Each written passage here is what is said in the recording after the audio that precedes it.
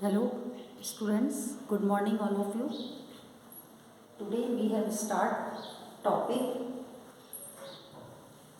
greenhouse effect. देखिए green house effect क्या है। आज हम इसकी स्टडी करेंगे और एक अनदर टॉपिक और है इसी में ग्लोबल वार्मिंग, जो कि किसके ऊपर है, आपके अर्थ के टेम्परेचर के ऊपर, ताप के ऊपर, और इसमें CO2 का भी जिक्र आएगा, कार्बन डाइऑक्साइड का, जिसको हम बोलते हैं विश्व उष्ण। फिर इसका हम नेक्स्ट टॉपिक देखेंगे निराकरण, कि इस वायु प्रदूषण को हम कैसे दूर करें। तो आज हम सबसे पहले ले लें इसमें ग्रीन हाउस इफेक्ट, कि ग्रीन हाउस इफेक्ट क्या होता है। यानी ग्रीन हाउस इफेक्ट का मतलब है पौधा घर प्रभाव। जैसे कि आपको सभी को पता है कि सूर्य से आने वाली जो किरणें होती हैं वो वायुमंडल से गुजर करके पृथ्वी तक पहुंचती हैं, अर्थ तक रीच आउट करती हैं और अर्थ को क्या करती हैं, हॉट करती हैं, गर्म करती हैं। तो अपनी अर्थ यानी पृथ्वी जो है सूर्य के विकिरणों के कुछ भाग को तो एब्जॉर्ब कर लेती है और उसका कुछ भाग जो है उसको रिफ्लेक्ट करती है, यानी कुछ को परावर्तित करके और वापस अंतरिक्ष में लौटा देती है। लेकिन जो परावर्तित किरण होती है जब वो अंतरिक्ष में लौटती है तो उसमें से कुछ भाग जो है वो एटमॉस्फेयर में ही आपका स्टे हो जाता है, ठहर जाता है, रुक जाता है, और ये रुका हुआ जो विकिरण होता है वो पृथ्वी को और गर्म करता है। तो आपने देखा होगा नर्सरी के अंदर, पौधशाला के अंदर, यानी पौधा घर के अंदर, कि सूर्य का जो ऊष्मा है वो पौधे घर में प्रवेश तो कर जाता है लेकिन बाहर नहीं निकल पाता, और यह रुकी हुई ऊष्मा पौधा घर को गर्म करती है। तो पृथ्वी के वायुमंडल द्वारा रोके गए विकिरण यह कार्य करते हैं, और यही कारण है कि इसे हम क्या बोलते हैं, पौधा घर प्रभाव, यानी ग्रीन हाउस इफेक्ट, ये कहलाता है।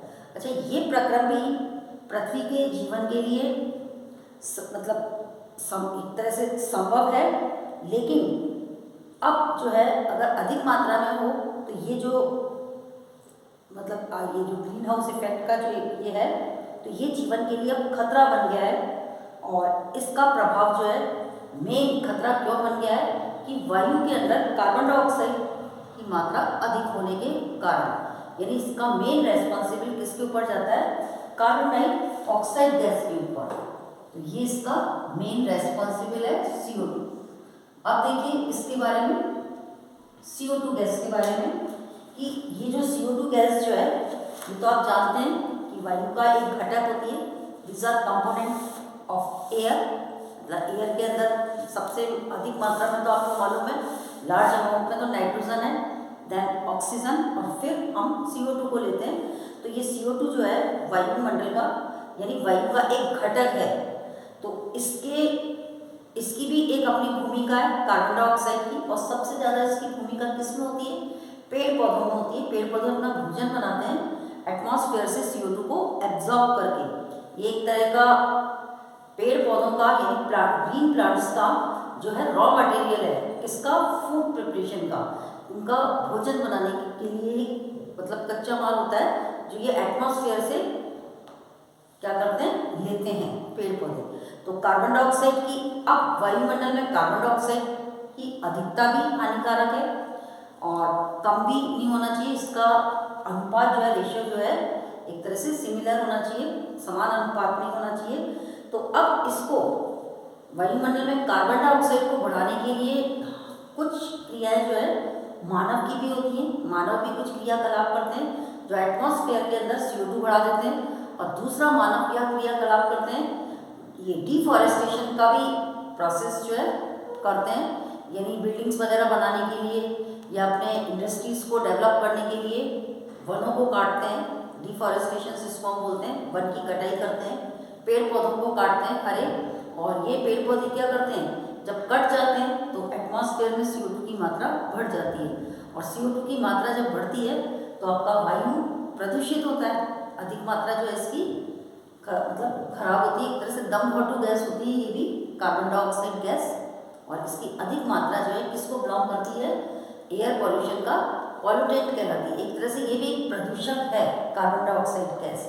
तो वातावरण में इसको मतलब इसकी मात्रा का बढ़ने का मेन कारण क्या है, डिफॉरेस्टेशन यानी पेड़ों को काटना।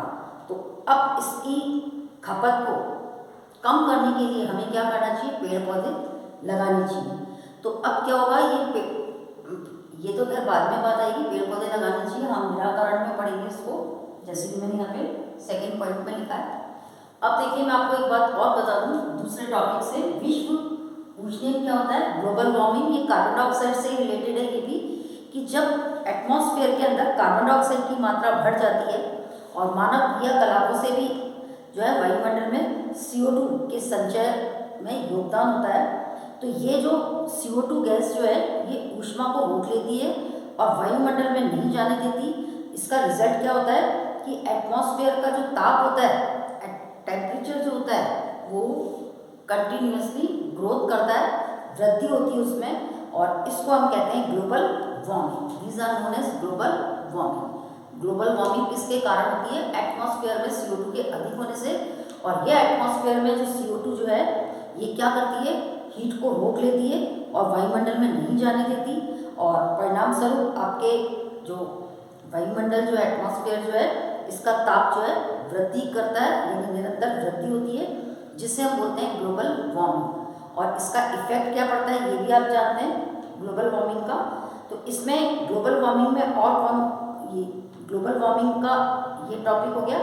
अब इसके अतिरिक्त देखिए मैं कुछ गैसों के नाम बता रही हूँ, मीथेन, नाइट्रस ऑक्साइड और जल वाष्प, ये भी जो है गैसें जो है इस प्रभाव में योगदान देती हैं, और CO2 की भांति इन्हें भी हम पौधाघर गैस कहते हैं।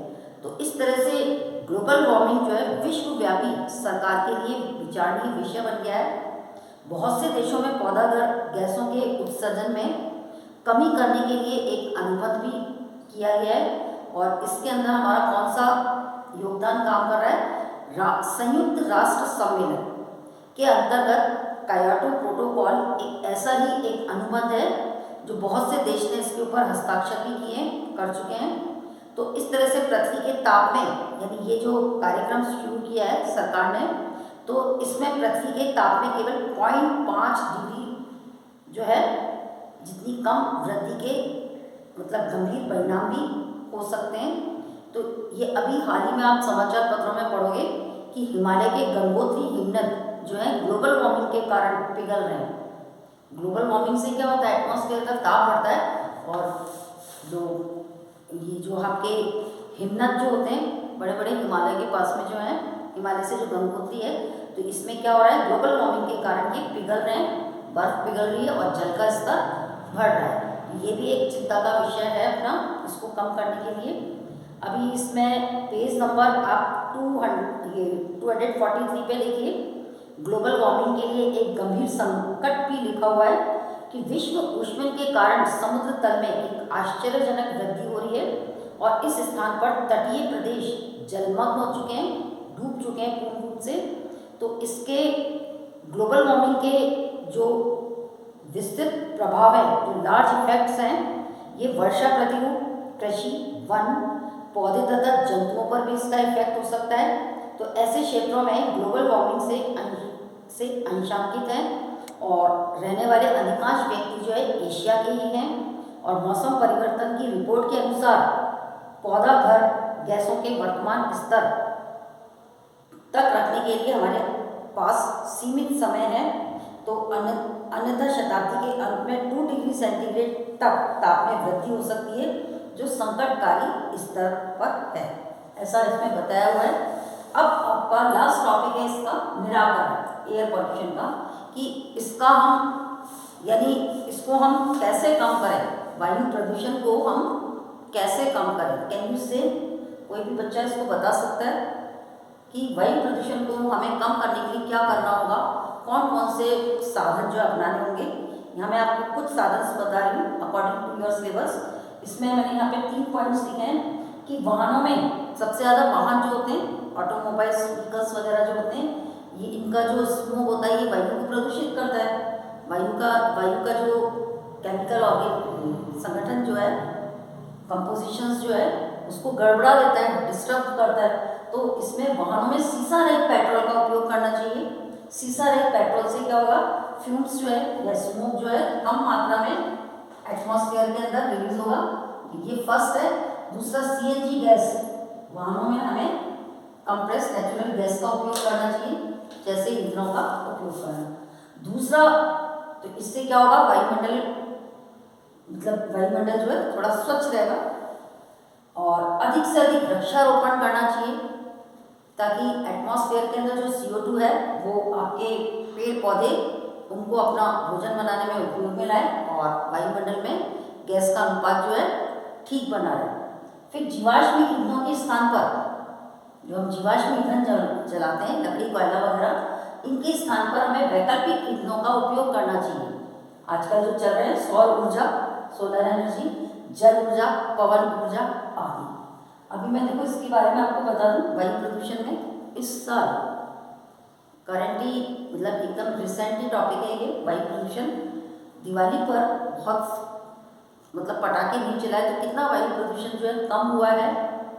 ये भी एक वो है कि वायु प्रदूषण को रोकने के लिए हमें कम से कम एटमॉस्फेयर के अंदर लकड़ी को जलाना या जीवाश्म ईंधन को, ये जीवाश्मों को ईंधन के रूप में उपयोग नहीं करना चाहिए और हमें वैकल्पिक ईंधनों का उपयोग करना चाहिए।